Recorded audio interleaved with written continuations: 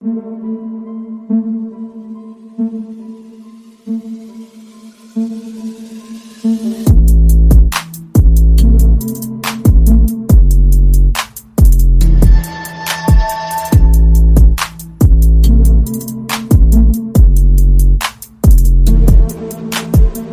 and welcome to the Jerry Stackhouse episode of the Hoop Theory Podcast, aka Ep.121, which is in honor of him ranking 121st on the all-time scoring list. Recording this one on the evening of Wednesday, August 27th, in the year of our Lord 2025. My name is Logan Wertman, and I am once again joined by my vestigial co-host, Jacob Roth. Jacob, how does it feel to be on the Jerry Stackhouse episode? Feels pretty good. I am of a vessel. Isn't that what vestigial means? Vestigial, I believe it means like a remnant of, like, we have vestigial tails, you know, like a tailbone that used to be a tail, or like yeah, I like believe you that's have what that it is. one thing that always blows up in people's stomachs that doesn't do anything. Yeah, Appendix. I don't think technically the appendix serves any purpose other than giving people appendicitis. So yeah, I think vestigial basically means a remnant of something. You could have like a vestigial, you know, something. Yeah, like your final vestige. That's it in kind of a different form, but it's a similar concept. Yeah, a vestige, a last vestige. Yeah. But yeah, no, Jerry Stackhouse, kind of a random one to throw in, but yeah, a good one still. Yeah, I thought he could get his own episode. It felt like a pretty good one. I mean, obviously, he was a top 121 scorer of all time, or barely in that list, but he's on that list. Mm-hmm. And also, I think that's another thing that when you think about those, like, when people played also matters. So, like, someone that played during that point in time, because he was, I guess he kind of caught both, fast and slow. Yeah. He had a lot of slow, though, like late 90s, and I think he finished his career like early 2010s is when he retired. So it would have been pretty much all slow. But I think I saw just, you know, when looking at his basketball reference page earlier, I saw that he averaged 29.8 points in a season. See, that's crazy. How slow, like, one, that's not a guy that you'd think of that would do that. And two, doing it at the point in time when he did do it is spectacular. 01, I believe. Yeah, he was second in scoring that year. So yeah, because like think of many guys that played the 60s where they had like a trillion possessions per, right? No, 60s is wrong. Yes, 60s is right. 60s. 50s and 60s. Yeah, there's a trillion possessions. So like, not to take anything away from pretty much predominantly Celtics goats. And Wilt. And Oscar. Still impressive that Stackhouse was doing it when basketball was essentially a slow drip compared to the open faucet that was their heyday. Yeah, no, for sure. Thinking about it a little bit of it. It is, absolutely. I've been preparing these right before I go live. The last episode, I don't know if you saw that, it was the Michael Porter Jr. one. That was basically the first one. That and the Michael Malone one or have been the first two that don't have anything to do at all with the episode number. Just wanted to. Yeah, I just wanted to give it to them. So back to the number, though. So 121, I'm using the all-time scoring list as a good reference point for that one. Okay, I have a request, though. Oh, yes. Episode 151 has to be Lou Williams, Caribou Lou. He's not Caribou Lou. Okay. But 151 rum, pineapple juice, Malibu, Caribou. Make them all numb. Yeah. I don't need to keep saying the song, but that's Caribou Lou by Tech 9. Yeah, shout out Tech 9. All right. And so Lou Williams is episode 151 in the honor of Caribou Lou. Okay. I already put that down. I don't think, unless there's a player nicknamed Caribou Lou that I'm unaware of. I have no idea that there is one, but if it was anybody, I feel like it would be Lou Williams. That's to be honest, there's not a lot of Lou's. Yeah. There's Lou Dort. Or the Dorcher Chamber, because the Dorcher Chamber also probably will struggle to get an episode. Most likely. But it's fine. Who knows? Maybe the Lou Dort will definitely come up before the NBA season starts. Potentially, as maybe we'll be doing a draft in reference to the guys that we just like. Yes. There's going to be a lot of guys that don't regularly get love that will get some love, from me at least. You could probably guess, like my top 10 list.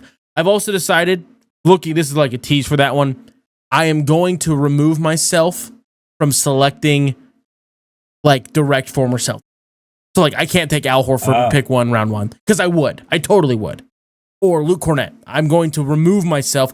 I might still take, because he's kind of high up there. Yeah. I'm going to try and make it so I have to like guys that I like because of them and not because they played for my beloved Celtics. You know what I mean? See, Jokic was probably going to be just like my automatic first pick and then just move on. But and then I was probably going to have Vlatko Čančar and Christian Brown come up not too long later. But I guess if we want to just get rid of our home teams. You don't have to. I'm just going to do that. That might be better, though. Because I think that'll bring out the fun. Like, we'll get, like, random... Like, Mamu is a guy, he probably won't get picked, but, like, that's a guy that's, like, no one's talking about Mamu except for that one Monday on SportsCenter where he had, like, 43 points or whatever in that one 34 game. 34 in 17 minutes. Yeah. Mm-hmm. Yeah, just crazy. Anyway, we can get to the topic of today. Mamu, not going to come up again. Because I'd be surprised. We're talking about almost the polar opposite in terms of where you're ranking NBA players. Yeah. We're going into our top 10s for this season. This is the third year in a row that we've done this. And before we get into that, though, I'd like to first say thank you for listening. Please be sure to hit us up on Patreon or buy me a coffee. If you would like to support us, that's patreon.com/hooptheory and buymeacoffee.com/hooptheory. All of our links can also be found in the description of both the show and the episode wherever you're watching or listening to this. We'd also greatly appreciate it if you'd rate the show, leave a like or a comment. Of course, be sure to subscribe and follow the feed. And lastly, we'd also love it if you sent something into our mailbag for us to read and react to. Basketball related or otherwise, you can send those over to hooptheory.mailbag@gmail.com. But yeah, so getting back into it though, without further ado, let's get into our top 10. The past 2 years now, we have gone in order from 1 to 10, starting at 1. But I feel like that's like a weird way to do top 10s. I feel like that's kind of a unique thing to us. It's because I feel like the top 10 has been especially for the NBA as it currently sits, there's usually there's like some hoopla and some fanfare, but the top end of the top 10 of the NBA has been essentially a 1, 2, 3 constant with no real changing, sometimes in the 3 spot. But for both of us that have similar basketball minds, I feel like the 1, 2, and the 3 have not rotated at all. And how long? If that makes sense. 4 years probably, I would say the top guy's been the same. And the second guy's been the same? Yeah. Yeah. The top 2 or 3 guys I feel like have been... This is the first year I feel like we have anybody break into that top 3 except for delusional people like me that just don't like one of them and decide to put the superstar of their team in that list. We'll go through it at the end, but I have right here in front of me the top 10s for the past 2 years from both of us. And I think you'd be surprised with how different just 2 years ago it was with the top 3. There's 2 guys, at least, that have been in the top 3 for both of us every year. Every year? Yeah, there's 2 names. The other one has slid out for actually both of us from 2 years ago. But anyways, so I think starting at 10 would be a good spot to look at. It's also a hard place to really nail down. Yes. So do you feel confident leading it off, or do you want me to? I can lead it off. Also, the caveat I asked before, and we are going to be saying injuries are off. This is 2K and injuries are off. Mm-hmm. So guys that we would anticipate would be good going into this. For funsies, I could also throw in, at the end, I'll run down what my list looked like before because I just excluded, full transparency, I have 2 guys that tore their Achilles in the playoffs in my top 10. So that would be. Mm-hmm. Yeah. I will list off my honorable mentions. Okay, you want to start with that? I feel like that would be a good place to start, and I'll start from the furthest away from 10, like dramatically, and then get closer. Okay. Does that work? I want to hear this. Yeah. Mm-hmm. So I have Jaylen Brown, which is probably I just threw him on there because I wanted to. I'm not sure that the top 10 is even a concept that is where we're at currently, but I want to throw it in there. I think he's around the top 20 range. I don't know how many honorable mentions you have, but quite a few. I have the best second option in the NBA, J-Dub. Yeah. I have Evan Mobley, despite his playoff oopsies. And then it's a bunch of old guys that I felt wrong to not say their name once. So it's Kawhi, KD, AD, LeBron. And then one that I don't know if I'm higher on than other people, but one that I maybe is above a lot of those old heads, air quotes, Kate Cunningham. All right. Yeah, so I counted 8 there. And again, those are not in an order. Those are just people that I was like, okay, names that my brain thought of for top 10. Did I forget somebody really bad? I don't know, because I don't know who made your top 10 exactly, but from the names you've said, 2 of them did not make my top 20. That was and they were right on the outside looking in. That was J-Dub and Jaylen Brown. Which are the last two names I have in my honorable.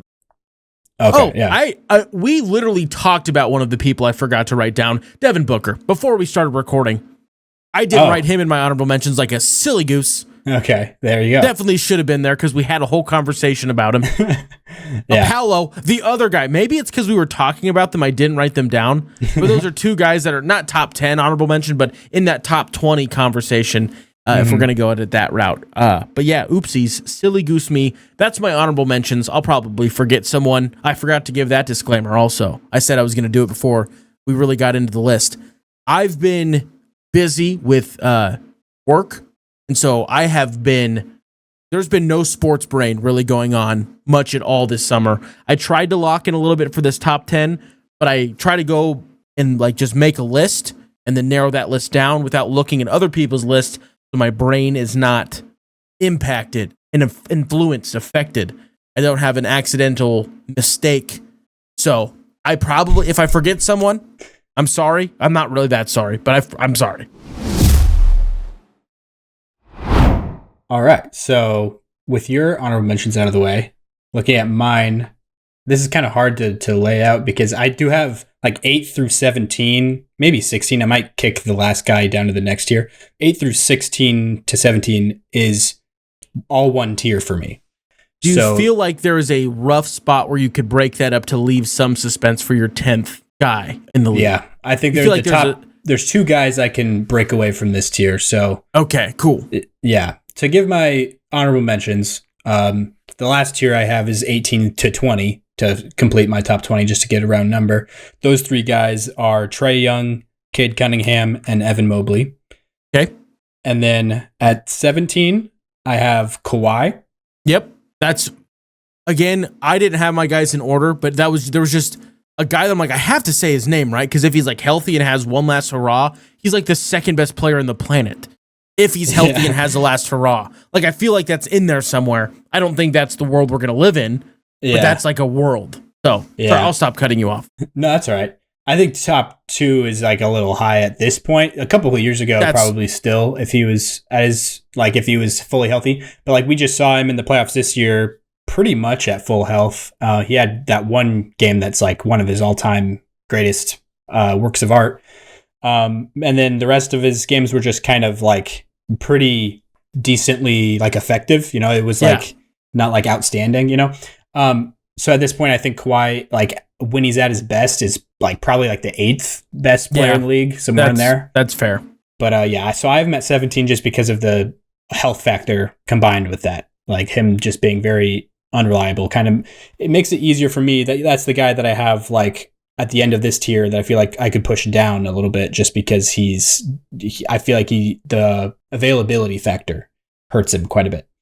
And then the next name I have here is Devin Booker at 16. And then Tyrese Halliburton is actually who I have here at 15, not quite in the top 10, but also I don't want to say these in order because this isn't really in order, this 10 through 16 spot here. So I have Hallie, Booker, Durant, LeBron, and then Donovan Mitchell, Jalen Brunson. Brunson's another name I just totally forgot. Oh, really? Yeah, that's definitely a guy that I should have. Yeah, so he was really close to being at 10 for me. And I think that was my 10 or 11 spot. So the next name I have on that tier will be my number 10 selection. I guess who wants to give their 10 spot first? I can give mine. I have Halliburton. Okay. Yeah. I truly, and this might be crap, I think there's like a real universe where if he, like I feel about the way that when he got injured, similar to the way that like when Jason Tatum got injured in that Game 7 Miami game, he rolled his ankle like right away. Obviously, Tatum still played through that game. But like, if that would have not happened, was it like 2 minutes into the game when he tore his Achilles? 3 or 4, I think, yeah. Mm-hmm. It was like super, I mean, not even halfway through the first quarter. Yeah. I know the game ended up ugly, but I really feel like there was a chance that they made that a game. Absolutely. Absolutely. And so I think that that's part of why I had him like above all those other guys. Because he, almost, not single-handedly. He had a lot of help. He had Pascal. He had Nemhart, which would look great in the playoffs. Just a group of guys. Just a bunch of dogs around him. Yeah, and a coach. And a heck of a coach. And a really good coach. Yeah. He almost did what nobody thought was going to be able to happen. The East almost won the NBA Finals. Mm-hmm.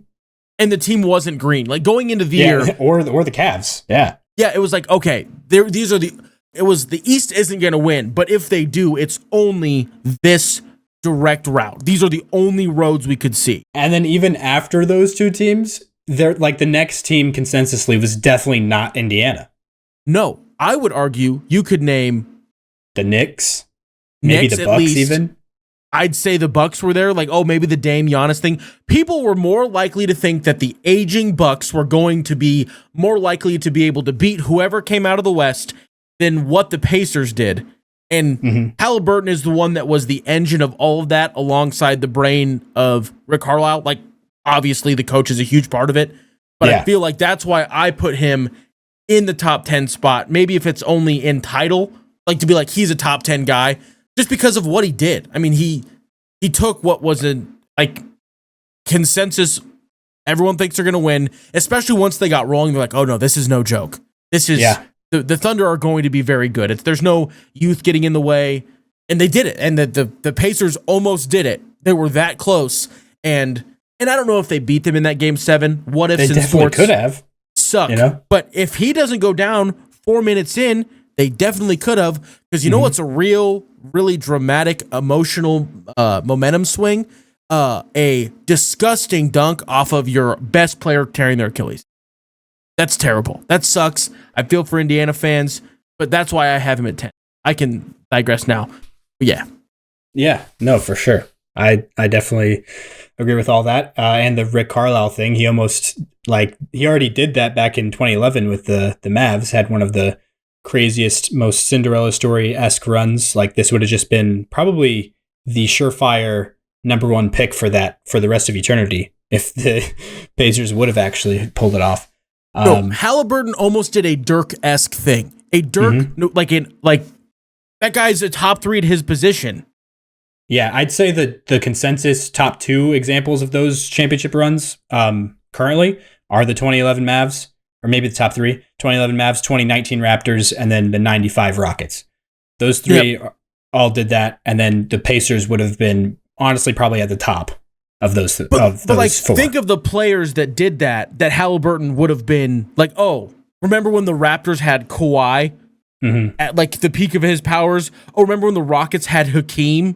Remember, that's the thing that blows my mind is Halliburton then would be, even if it's in a stupid, weird Mickey Mouse ESPN stat, on a list of names with those guys that are all in the Hall of Fame without question. And anyway, what do you have at 10? My number 10 is, I literally just flipped it around before I said it. So it was just one name. Now it's another.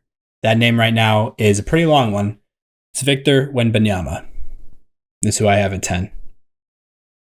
Did you forget about him? I can't tell what you're... I did not forget about Wemby. Okay. So you just have him higher than I do. I do have him higher. Which I just had him at 9 just a little bit ago. I don't know if I made a mistake just now or not, but I have him at 10. Yeah, it's hard to tell. He's so young, and I also have my own voice in my head from 2 years ago when we first introduced this list, how I kept saying this is not projecting forward at all. It's hard, right now as it stands, what we've seen so far, no projection at all. I was really strict on that a couple years ago. So I think that influenced me a little bit in that. But I feel if you're projecting, I wouldn't be surprised if Wemby this time next year is top 4 or 5. I wouldn't be surprised at all.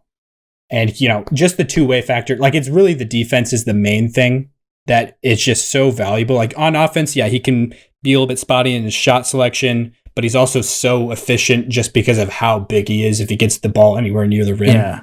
But then on the defensive end, he's just a walking top 3 defense. If he has a real team around him, And honestly, even then, he could have a nightmare scenario, Rudy Gobert in Utah level, like I have no one else around me, and you will still have a top 5 defense. The Spurs will never field trade offers for Wemby, but like if someone's like, hey, I'll give you this, this, and this, be like, oh, well, you're also getting a top 5 defense when you trade for him, so I would like more than that. If he gets traded, I'm going to scream. Yeah. Especially if it's to if it's like to Memphis, I don't know if I'll care. But if it's to someone like to LA. No. Luka and Wemby. No. That would end the world. Okay, I already there's like a bunch of clips of me going like, oh, DeAndre Ayton, the perfect matchup for Luka. And then you just take it and be like, oh, what if it was a generational potential GOAT candidate? What if it was Gen Z Kareem? Yeah, that would be so bad. That would be so bad. And I mean, I don't even know if it'd be fun. It would be fun to watch. But like, it would be so bad for just the longevity. It would literally be the KD Warriors. I just had a brain. My brain went to a place and it's a dark place. You want to go there with me? I thought it was the other way at first, but sure. What if Adam Silver decides, hey, we're going to do some expansion teams. Yeah. One of them needs to have Wemby. Trade him now. Give him to him. Do it. Think how devastating that would be. Like, hey, Vegas, guess what you have? A French guy. Oh, no, here's the nightmare. They're going to put a team in Quebec, and they're going to make Wemby get traded there. Because of the French connection? That was the... French Canadian? I guess it would be... they speak... Montreal. Yeah. Do they speak French? Or it's a special French. It's not just regular French. Well, I mean, it's a specific dialect because of how many years they've developed it, but it is French. Yeah. It's like a Mexican Spanish versus a Spanish type of difference where there's fundamental differences, but they can understand each other. Yeah. It's like Australian English or American English versus... Yeah. I did not need to take us down that rabbit hole. Would you like me to do my Wemby on the court discussion when I say his name or now? Well, how far is the name, I guess? Is it like a couple spots? Okay. I guess I did want to throw out the monk stuff that that you want to talk about that at all? That is part of mine. Oh, okay. But it's not just the monk. The fact that he went from KG? A monk and then went to Kevin Garnett, one of the best at not only like being aggressive. Anger incarnate. Yeah. Kevin Garnett is the red thing from Inside Out, but we saw him before as a human. He's just anger. Mm-hmm. And then, but also the other thing that KG always talked about, and you see clips of him being like, go into people. Do not always be fading away doing all this stuff. Go into people. You're big. Do it. If Wemby starts like doing that, it's over. Which he already kind of does a little bit. Yeah, no, but like if he went to the KG school of whatever KG teaches, after finding inner peace, just being a dog or a killer, like just the epitome of that. No, yeah, but a killer with inner peace, where you won't ever flare up. You'll just be yin and yang. Yeah, he's yin and yang in one thing. He knows when to pull each out. Yeah. What do we do? I don't know if anybody can stop him. He's collecting all of the necessary pieces. The Infinity Stones. Yeah. Steph will retire, and then he'll just spend like year 7. Wemby will just be like, I just hung out with Steph all summer, and then he'll just have like Limitless Range Hall of Fame badge. And he'll just be like, I guess he kind of has not that to that extent, but he'll just everything will be broken. He's a video game character, and you used cheats, and you've used cheats, and you've bought VC, and you've broken the character. That's what's happening, and we're witnessing it with our eyeballs. Yeah. So even though he hasn't been on a winning team yet, I just had to put him at 10. I have him higher on my list because, and I also kind of forgot that you did that. We are not projecting because my list is kind of a soft projection.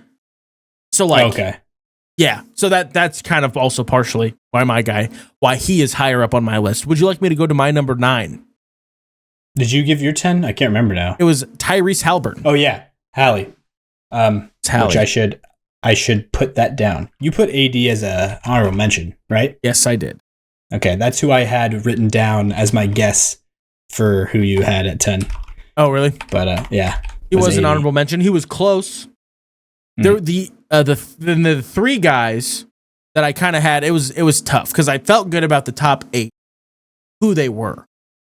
But at 9, for almost the exact opposite reason of Tyrese Halliburton, Donovan Mitchell being the best player on a team that really did not meet, not to his fault, not at all. But I don't know. I felt in my brain where like that knocked him down when I had some of these closer ones. I was like, I just got to move him down a little bit. And then every gut check, I just kept moving him down. I'm like, I'm also a hater. I need to stop moving him down. So this is the lowest I would let him go. Because I was How talking. high was he? Only 2 more spots higher. It was only 2 spots higher. That sounds crazy for you to ever, like you specifically, to ever this have Mitchell was me that just like writing names, thinking of like who was like an MVP thought last year. Like, let's throw some. And then like I moved him down pretty dramatically. I had him in very tight contention with the 10 spot, but he didn't end up making my list. I had him as one of the first guys off. But I think that he does like a lot of things. I just think he's at a rough time in the NBA. I feel like if he would have been a player in 2012, he would be like he'd be like a Melo level demigod. Yeah. In terms of how people view him, but he's not, because he's everyone is insanely good at basketball right now. Sorry, you're a fringe top 10 guy. Because of the era he's in. Because everyone's insane. Every team has a dog. Every team in today's NBA has a top 3 player in 2012. Okay, maybe I shouldn't say that without thinking. That's just wrong. level it back a little bit, and like to like level 10. You got something there. Do you think every single player in 2025 has a top 10 player in 20? Every single team has a top 10 player. What has a guy that would be good enough to be a potential or a fringe top 10 guy in 2012? I'd say other than like the Wizards. I don't know who that is on the Wizards, but like most teams, I would say 25 at least of the teams probably have somebody. Okay. Yeah, that's probably a better way to put it. Yeah. Also, I was going to try and do 2015, but I feel like that's when things started to change. That's when like the vibe started to shift. Just because it'd be a nice decade. A nice decade. A decade ago, the best guy on every team almost in the NBA would be a top 10 guy a decade ago. Like 2013, 2014 range, but, it doesn't quite work for the 2015 season because that's when things started to kind of transform. The start of the Warriors NBA. But, yeah, it's true. I have Donovan Mitchell, who does so many things super wonderfully. I think he did a really big growth thing, just him as a player. Last year, as we saw that he did dial it back at times when it's like, okay, let's let other people do some things, get some reps. And then when he went to go do that in the playoffs, it super backfired because Darius Garland turned into Franklin the Turtle, just disappeared, turned into a... Yeah. To be fair, did he break his toe or something? He had something, but... Everyone's hurt, but yes. Yeah. Yeah. And also Donovan Mitchell was playing through an ankle sprain. And everybody was playing through something. But it just, he like the guys that he was like essentially grooming in not the weird predator sense this whole entire season to be like, we can like have multiple guys that can handle it. So and when we're in the playoffs, if they key on me, they're screwed. They weren't actually, because they just were like key on Mitchell, Max and then Strus couldn't make anything. Also, I know we weren't going to talk about other things. Max Strus not being on George Niang. I crossed them in my brain. 2 people I just don't like. Oh. Not being on the Celtics. It took 36 hours. It was sick. It was awesome. He's gone immediately. They sent him to the moon. You don't like George Niang? No. Ever since he did that stupid thing where he grabbed Jaylen Brown, like flopped onto the bench, and then he went and grabbed his knee and pulled it back when he was playing for the Sixers. And it was the year that Jaylen had a bum knee. And he like reached out. I remember and he, that series. I don't remember that happening really. No, because like Jaylen Brown then was like, "Do you want to fight right now? I will fight you." I kind of remember that now, actually, that you say that. Jaylen Brown like turning around, like snapping around really quick and being and it's because he like literally like reached out, like essentially if you were like a track athlete and you had fallen and you get into a running stance and then you go to take off, someone grabs your knee right as you take the first big step and pulls you back. Not super helpful to the health of everything. So the fact that guy was immediately, I hope it was Jaylen Brown calling Brad Stevens. I'm like, get this guy fucking away from me. I don't want him in. Anyway, that story will never come out, but It seems like an Embiid like signature move. Maybe that's where he picked it up from. He was channeling his star player too much.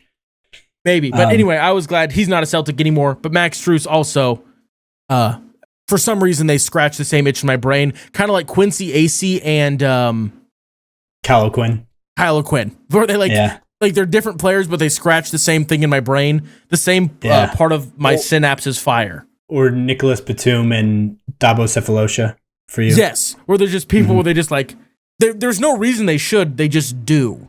Yeah. No, that makes sense. Anyways, where were we? We have you gave 9. I said Donovan Mitchell. I said my 9. I like that. I like that pick. It's surprising coming from you. I feel like I would be the guy that also with Hallie. So both of your guys so far are guys that like we've had arguments in the past where I tend to favor them more than you do. Hallie, I had one weird down air, but I've always been a pretty big Hallie guy. Like All NBA this year, you were like super taken aback by me putting him All NBA, and you were like, if any Pacer is All NBA, it's Siakam. Okay, that's also because my love of Siakam is an unmatched entity. Yeah, Spicy P is I'm not a big tattoo guy, but Nas Reed, I will have a pepper with the letter P in it for Spicy P. I will have a bunch of dumb NBA tattoos. Why is that not his logo? He has that weird logo thing for his brand, you know? Why is it not mine that? Mine would be Juvenile. It would be like a little dumb little chili pepper That'd with be the letter better, P in though, it. than I guess. his thing. I just love Spicy P. I don't know why I do. I just love Pascal Siakam. And also, Halliburton had that weird injury, and then it took him a while to get ramped back up, and then he turned into essentially Nicolas Cage in Ghost Rider in the playoffs and just burned everyone alive. That is a good imagery that you use there. He just like all of a sudden went from human Nick Cage to I'm on fire Nick Cage, and it was awesome. So that is partially why, but I'm a big, I don't know if you've noticed this, I have a little pet team that's not my beloved Nebraska Cornhuskers, and it's the Iowa State Cyclones in almost every sport, and I don't know why. I've always been... You like them? I didn't know Iowa that. State. Yeah. Not Iowa. I know, but I just know, like, as a whole, you hate the state of Iowa, just Des Moines, in general. all right. The state, the city of Des Moines, Ames. technically it's Ames. It's like a Bellevue to Des Moines. Oh, really? Bellevue to Omaha is Ames, too. I thought it was like a Lincoln to Omaha situation. But, anyways, Maybe I'm stupid. Anyway. I'm pretty sure it's like an hour north or south or something like that. I love TJ Otzenberger, their basketball head coach. I also love Matt Campbell, their football coach. I have a weird little man crush on the Iowa State Cyclones. Monte Morris. But you hate George and Yang. Yeah, I do hate George Niang. Well, I hate him because of something he did. He would have started at a positive until he essentially assaulted my beloved Jaylen Brown. Also, Jason Tatum has braids. I need to stop talking about the self. I'll talk about it. You didn't see this? Nah. Oh, we'll give it a Goog when we're done recording. It's awesome. Does he look like Drake? I feel like he would look like Drake with braids. Like cornrows? Does he have like cornrows? Is that what it is? I don't want to. Yeah, he does. I'm pissed now. Thanks for ruining it. Drake, not an Iowa State guy. Fun fact. Don't like him either. Yeah. Gosh dang it, Logan. That takes me off, man. Why'd you do that? I haven't even seen him yet. I just feel like that's what he would look like if he had braids. That's just, dang. That stinks. Okay, well, what's your number 9 so I can stop thinking about this? My number 9 is Anthony Edwards. Is who I'm going to put here at number 9. Oh, I feel like I could slide him up and down a little bit, all the way to like probably 6 or 7. I could probably see Ant sliding up to, but yeah, 9 is where I have him at the moment. Seems like you have him quite a bit higher. I mean, you had him at 5 last year. Spoiler alert for the end of the show, what we're looking at, but yeah, which was a surprise. Yeah. Yeah. Again, I always do the projecting, and he's also one of my guys. Yeah, no, for sure. I just think that his decision making, like that, even though he played awesome in round 1, like where it gets dialed up when he was going against the Thunder, albeit that's like the most impossible defense to look good or competent against at all. But he definitely looked like he had some growing still to do as main distributor, ball handler, initiator on a team.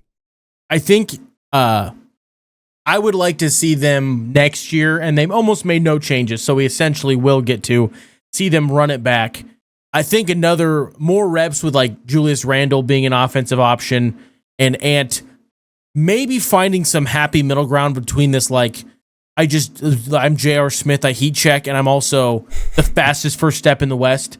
So, like, I would like to find a middle ground between that to unlock his full potential, maybe. But I also agree that he looked like it was not a skill issue. Well, it's the Thunder, so it was. But, like, for him, it was a lot of, like, that was a mental silly goose mistake, Anthony Edwards. You silly goose. Quit doing that type of thing.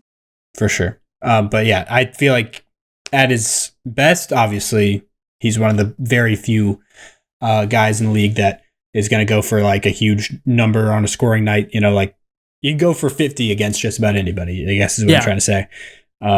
Definitely one of those guys for sure. He's one of the guys that if things are going crazy, you're like, oh, he's going to hit a number. He's going to hit a very high number. I don't know because nobody I think will ever get to the 81. That feels impossible. But I feel like he's one of the humans. If it's against like the Wizards and he's just cooking, he's one of the humans that could do it.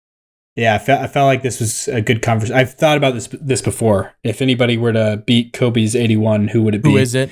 Yeah, he's one. I felt like we should talk about that sometime. But yeah, he's definitely one of them. Luka, I think, is another one. But yeah, we'll get to him, I'm sure. Yes, Luka, shocker, does appear on my list. Yeah.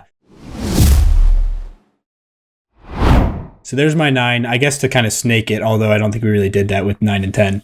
But to snake it a little bit, I'll give my 8, if that's all right. And that is Anthony Davis. So the other Anthony is who I have here at 8. Just the two-way factor. This is obviously assuming health as well.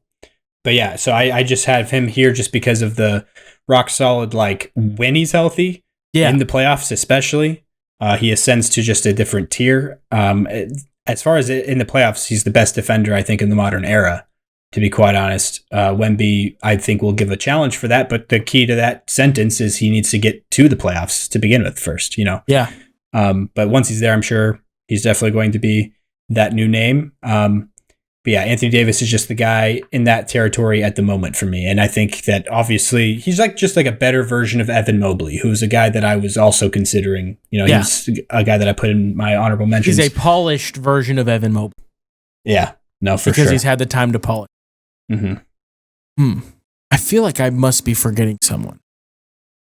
Oh, why is that? What was your honorable mentions? Can you list to where you've been so far? Yeah. So at 8, I have AD, and then 9, Ant, 10, Wemby.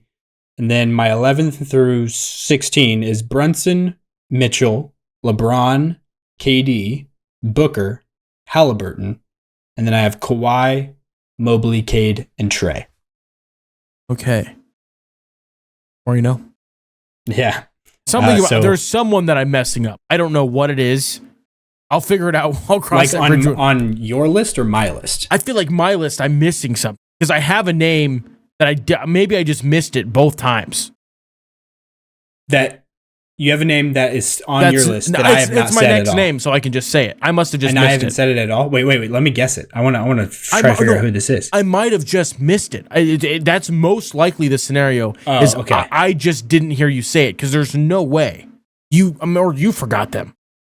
Maybe. Can you say your 9 was... So it's Ant. 80, Ant, Wemby. Mm-hmm. Honorable mentions. Brunson. Mitchell. Yep. LeBron James. Yep. Kevin Durant. Okay. Devin Booker. Okay.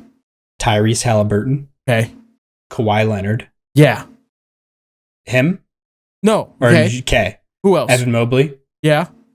Cade Cunningham. Okay. Trae Young. I think you forgot someone. Okay. I think. You might be right. My 8 is Steph. No, I have him in my... I still have him. Then I must... It's okay, we'll figure it out later. I'm so confusion. Okay. It's probably Ant, right? It's probably Ant that we're flip-flopping you because you have Ant so high, right? And Wemby. You still haven't said Wemby yet. Oh, that's where I got offset. I have Steph. And I think... I don't know. My brain is just like... gonna fall off. The fall off's here. Maybe it's not. I don't know. My brain you had Steph at 8 last year also. Oh wow. Yeah.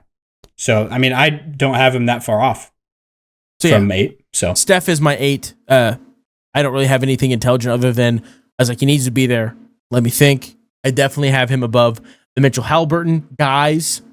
And then I think I did too much of the projection thing, which we've already talked about, that you did a better job being like, not right now. What we've seen with our eyeballs thus far. So that is why I have Steph at 8. All right. I like it. No, yeah, for sure. I think he's still definitely up here. 7. Oh, yeah. You go for 7. This is where I have Wemby. Okay. So kind of the hedging the bets between the chance that he cracks that top 4 and is just at 10. No, 7 is realistic. Like, I kind of was considering 7. In that range as well. Mm-hmm. And we already talked about Wemby a lot, but it's the KG thing that, like, not just KG, but like the way that he's approached every offseason he's been a rookie has been crazy to me. Yeah. Like, he's had an Olympics since he's been a rookie. He's had all of these things that essentially have like helped him grow. And then the one offseason he had that could be like kind of normal, he goes for like a month. And like, I don't know how long. Do you know how long it was? I thought it was a month. He was with these monks. Yeah, I didn't look into it that deep. And so then I don't know. He went and like just to go and like do stuff with KD. I'm just like, okay, what's this guy cook? KG, right? Not KD. KG. Kevin Garnett, the big ticket. I don't know. I'm just like, just everything about it is like, this is gonna work. Like, there's almost no doubt in my brain. And like the thing is, like, he's doing all these things that are for basketball that are not like putting extra reps on his body. Like, I mean, obviously he's still putting work in, but it's not like he's doing an Olympics where that does put wear and tear on your body just from strenuous basketball. I don't know. I'm in love with the way that he's approached things so far, and I think we will see the fruits of his labor and the rest of the Spurs' labor this year aggressively, because I am omega high on the Spurs. Oh, really? That's what I was about to ask. Like how I felt about the Thunder a couple years ago, 2 years ago. Well, the Thunder a couple years ago, I don't feel like was that obvious. I almost think that I'm as like, I feel like there's like this. You think this is more obvious? You're saying? No, this is less obvious than like. Well, or I guess no. I think you underrate how much you were early on the Thunder. Like 2 years ago, you put them at the 3 seed when most people thought they would be about 500, and they won 60 games almost. Like 57, 58 games. I feel like the Spurs, granted the West is the West, I feel like, I guess the Spurs, I think, will be a 3 or 4 seed. I think they're that good. I could see it. Yeah. So like, it's hard for me to be like, again, this is like seed, so it's regular season wins. It's a lot of young guys that like don't need to like rest at all. They can just go. But like outside of the Thunder, maybe the Rockets, I don't know if there's like a team that you could confidently get me to be like, there's no world they'll be better than them, record-wise. They might be, fair. Obviously the other teams might be better, but you won't be able to convince me there's 0 universes where this team has a better record. Yeah, the thing is, though, I could just see, obviously, a lot of it depends on Wemby's health. That's the big thing. But even then, like, if Wemby's fully healthy, I could see them struggling a little bit. And being like, but I can't, if he's fully healthy, playing like at least like 65 games, let's say, I would be surprised if they were below 38, 39 wins. See, I feel like that is a despicably low number. Yeah. If Wemby has a legitimately healthy season. I think I would put their line at like 40 and a half games. Probably. I'd take the over with a hard lock. Okay. That's fair. That just is my silly goose gut is feeling, and being very high on Wemby and Stephon Castle, also just a big fan of that guy's body of work and just everything else. And then they've got my dog, Luke Cornett. So I don't know. And again, I could be totally off because for a 4-year deal, also it's a 2-year deal. It is a 4-year deal, but it's a 2-year deal. So it's a super like team option, right? Yeah, it's team option. And it's a super Spurs friendly deal because it looks like it's Luke Cornett for $10 million a year, but in reality, it's like Luke Cornett for $6 million a year, and it's backloaded, which they'll just renegotiate if they want to keep him around. It's a super good Spurs deal. It got Luke Cornett like money for his like. If this is his last like contract, I doubt it will be, but he got paid. He'll be good for like living existence, which makes me happy. I mean, I've never heard an NBA guy talk about taxes, but Luke Cornett's brought up taxes before. He's like, gotta make sure we make things. I don't know. This contract is like 3 times his previous career earnings up until this point. No, it's awesome. I love it.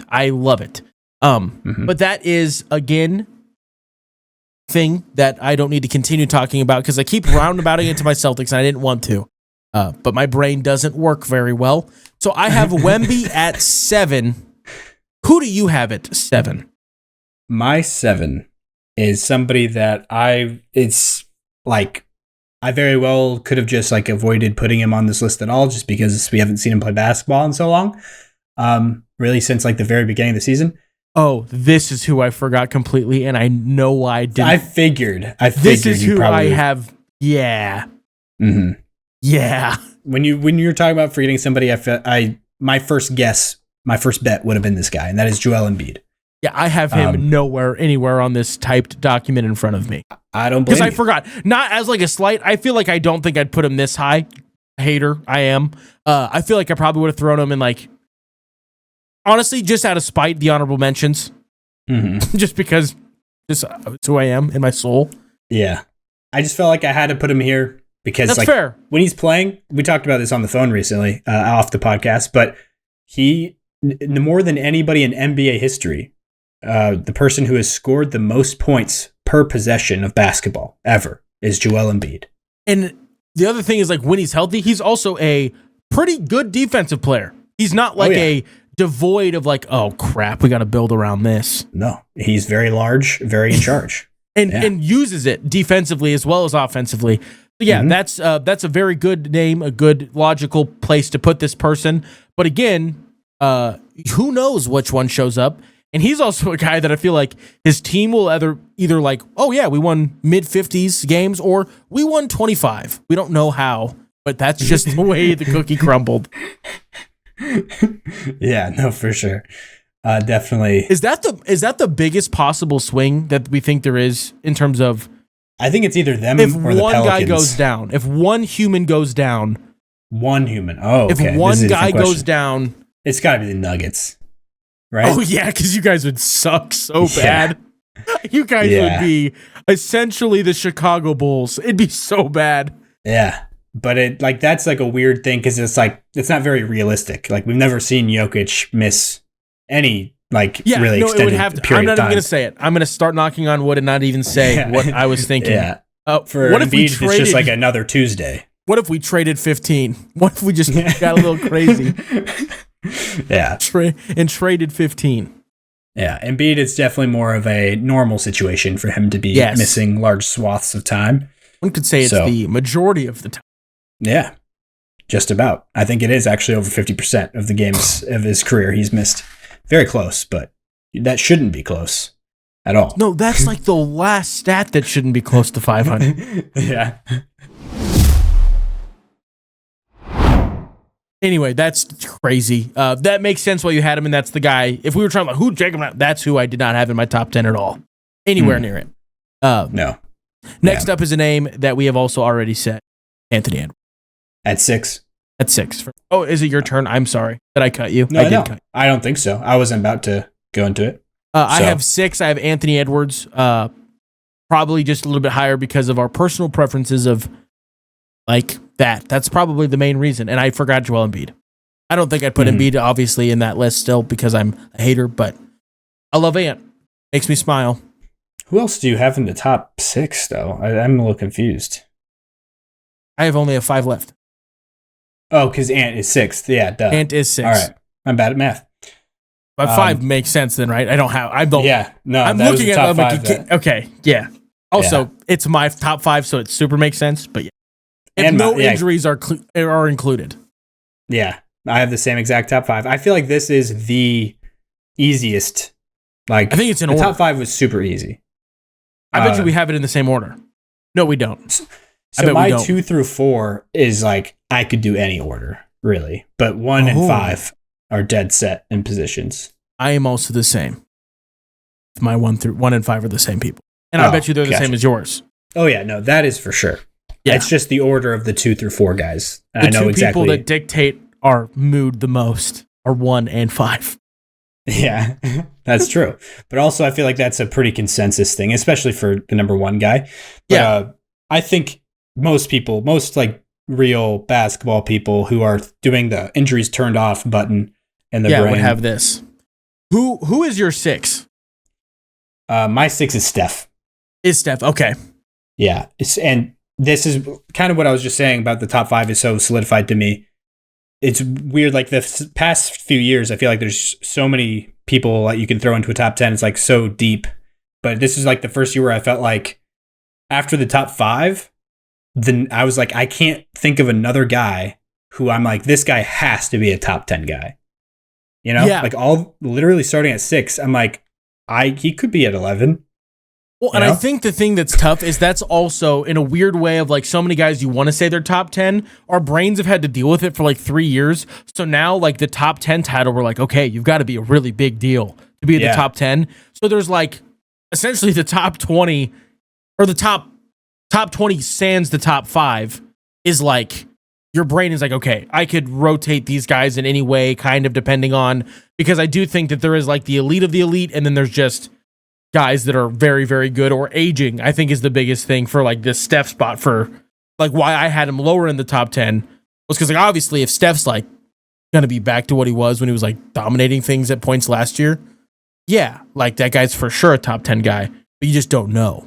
You don't know what's coming. You don't know when Father Time will knock on the door for Wardell. Honestly, a lot of these guys, like LeBron when he's playing well, arguably not quite top 10, but like in that ballpark, KD. No, for sure. I think LeBron definitely could be a top 10 guy still. I might be wrong. Well, and it's just also weird because like top 10 also, saying he's not top 10 is not a jab. There's just a lot of really good talent. Yeah. And we have a lot of olds. And I think that's also the biggest thing. The longevity has increased for a lot of guys. So there's a lot less retirement helping you trim the top of the league because guys will just stop playing. More guys are in the range. Your supply of high quality NBA talent is high, and the demand is only 10 to be a top 10 guy. Yeah, so it's just tougher and tougher. But yeah. Yeah, and then LeBron, I think with the advanced age, I think that the day-to-day, like him being able to just stay at that high level consistently is like the thing that brings him down for me. Is like every day, every game, I don't think he can be quite a top 10 guy. Steph, I feel better about that at this point. Yeah, but if LeBron can give that 5-minute burst or that 3-minute burst once a game, I will always have him as a top 10 honorable mention because we got to see it. Was it once in the playoffs last year? Or was it? It was the playoffs, wasn't it? Where he had just that insane quarter. Oh, was it against the Wolves? They only had one series because they lost in 5 to the Wolves. But it was like we were like, oh, okay. Miami LeBron's still in there. He just needs to. He can only do it for 6 minutes, but it's there. It's still there. No, for sure. As long as that's around, I feel like bringing him up in a list like this is required to be a certified ball knower. Absolutely. No, I agree. So, who wants to give 5? I think we both have the same 5, like we just talked about. Jason Tatum. Yeah. This is with injuries turned off. If someone was barely listening and they just like, what do you mean, Jason Tatum? He's not playing. That's correct. We are doing injuries turned off. That is why we have him at 5. If he was, if we're having injuries on, I'm just not naming him because he's not playing this year. Instead of putting him at 10, like the Ringer list. Yeah. And who knows? I'm not a doctor, and neither are you, listener. So who knows? A chance he might play this. Well, yeah, that's true. We could have a doctor listening. I hope he doesn't. He could play this year. He could, but I don't want. Yeah, I'm back strong. Strong like bull. Strong like bull. Yeah. So I think he's pretty clearly the 5th guy. Like, I totally forgot. I was gonna do 2K ratings along with my top 10 thing this year. I totally forgot. That slipped my mind. But I mean, you could retroactively, I guess, do it in the video if you wanted to. That's true, yeah. But I mean, that'd be a lot of work without any audio payoff. But With Tatum, though, I have him like he's like a clear step below the top four. So I have like I have the top four at like a 99 to 97 range in 2K ratings. And he's like a 94, 95? Yeah, exactly. 94, 95 is where I have Tatum. And then I would say there's another clip. It's like 91. 93, 92, 91, yeah. So we're in that range. So what do you have, like Cade Cunningham? Like an 87? No, I'd say Cade's like an 89, 90. Okay. So like all the way down to 20 is like Trae Young, I'd put at 89 probably. Mobley, 88, Jaylen 89. Brown. Jaylen Brown, 89 probably. Yeah. Okay. Interesting. He's definitely in that range also. Makes sense. So we've already kind of accidentally spoiled it a bunch of times and teased it, and I know you're going to cut some of them out because you just want, but do we want to do 1 and then build back up from 4? Do we want to do 4, 3, and 2? Oh. Because okay, my thought is the second we say 3, people know the rest of the list. The second we say 4 or second we say 3? When we say number 3, they'll just know the whole list. Oh, because, yeah. They'll know 2 and they already know 1. Number 1 is Jokic. Yeah, same for me. I have Jokic there, and I think it is. This was I don't want to say it was close, but this was the one where I was like, do I think about this yet? And then I was like, no. In terms of if for anyone. Jokic? Yes. Oh. Like I had, like, I thought I was like, because like, brain, make a top 10. 1 dot Jokic. And then I had like a quarter of a second where I was like, do I think about this? And then I said, no, return 2 dots. Next, like it was like but that's the first year I've even think I've had that quarter second. Just because of the youth coming from below him. Yeah, no, that's true. So we have... not just youth, but just people coming from below him that are in different opportunities than they previously were. This is the third year in a row now that we both have Jokic at number 1. And I think everybody and their mother, probably. Yep. 3 years in a row now. Ever Shannon Sharp? Probably. He just seems like he'd have a bad take. Just him specifically. I don't even really know what his Jokic thoughts are, to be honest. But I could see them him and Kendrick Perkins both thought that white people only like Jokic because he's also white. And they just are hating on maybe black excellence. Anyways, sorry. I had to skirt around that. To number 4, I guess is where we'll go now. I think that's the way. We don't have to do it that way. That's just the way my brain works. Okay. So I'd like to hear what you some have. suspense. Yeah. My 4. And this, honestly, this was the hardest one for me to figure out between 3 and 4. Mm-hmm. Because it's almost like a rock, paper, scissors, depending on my mood on 2, 3, and 4. But today, my toughest was, do I let the age get dethroned a little bit, or do I let the youth surge? Yeah. And I ended up going with the and Giannis is my. Giannis is 4th. I had him 4. Okay. It was either, Giannis is my 4. I really struggled, but again, it's like they're all 98 overall. If we're doing 2K numbers. Yeah, I just am confused why you're higher on Luka this year than you were skinny Luka the year, but he hasn't even been playing basketball. In shape Luka. Well, I mean, he's been playing for Slovenia, I guess, but in shape Luka. Looking at him, I didn't even watch any Slovenia Euro anything. Watching in shape Luka, like see him run, I'm like, oh no, Nico Harrison has unleashed a monster. But last year we just got out of him, playing all the way through the playoffs, leading his team to the finals, going against the Celtics. Like, why was he not? I was just confused by that. That now, after he lost in 5 to the Timberwolves, and then there's some pictures of him looking skinnier. It's also not just the skinnier part. It's more the just like, he looks like an athlete now instead of just like an overgrown normal person, if that makes sense.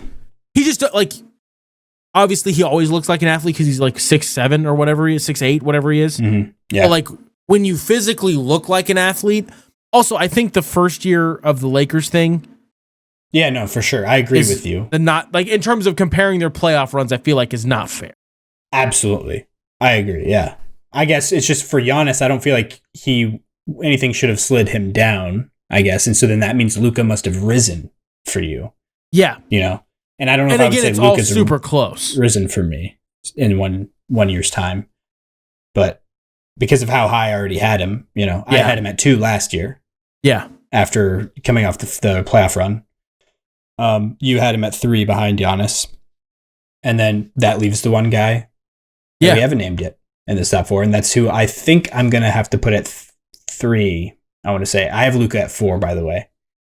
And then I'm going to put SGA, Shai Gilgeous-Alexander at number 3. I could definitely see any of these guys being at number 2. I definitely feel better about the arguments, though, for Giannis or SGA being at 2. Yeah, that's what I meant where I struggled to figure out which person I felt like, I can put them in this place and then go off of that. I couldn't find a pillar post. Again, because you said you feel better about the conversation for SGA or Giannis at the 2 side, but then I was like, I could also, between the Luka and Giannis conversation, put Giannis in my brain lower, even though I feel like comparing Luka and SGA, something in my brain I couldn't put Luka definitively over SGA. But then with the Giannis thing, it just felt weird. My brain couldn't do it. So do you have SGA at 2? I do. You do? I do. Wow. I don't know if it's because of the Thunder thing. I don't know. Yeah, I do. I have SGA I was 2. not expecting that at all. I thought you were going to put Shai 4th going into this. Nope. For sure. Just the way that we've offhand lately talked about whenever we offhand mention the top guys. Yeah. I've also unplugged and came back and just was like, no, he was fucking crazy last year. That was nuts. That was nuts what he did. And I was able to wipe the stupid free throw garbage. Pissed me off. I was able to that was gone from my noggin. And so it was just pure, what did this man do? And it was be an absolute insano person. Yeah. And be really good at basketball and have one of the best guard seasons since Michael Jordan. Absolutely. Better than any season Kobe ever had. Honestly. Yeah, since the human that they want, the human that is he did this the best. Since his best season, not even the worst Michael Jordan season, SGA was comparable. No, the best ever Michael Jordan season, SGA was comparable to that one. Mm-hmm. Literally the best of the best. He's coming off of that, and he's also not 30 yet. Not even close, right? Yeah. I think he's 26, I want to say. 20, yeah, because Tatum's 27, so he's 26. Yeah.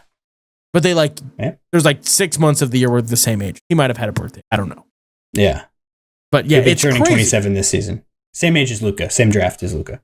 Yeah. Which is also another thing that I forget about often. And it's mind boggling to me how crazy that was. Regardless of how the man did it, who cares? You bet your bottom dollar that if Michael Jordan would have been if I do this, the refs will let me shoot free throws, he's doing it 1,000,000 times a game. That's called being a game player, a player of the game. Yeah. And that's why I have SGA at 2, Luka at 3, and Giannis at 4. Don't feel good when I list it that way. I don't like that. That feel a little dirty in my mouth.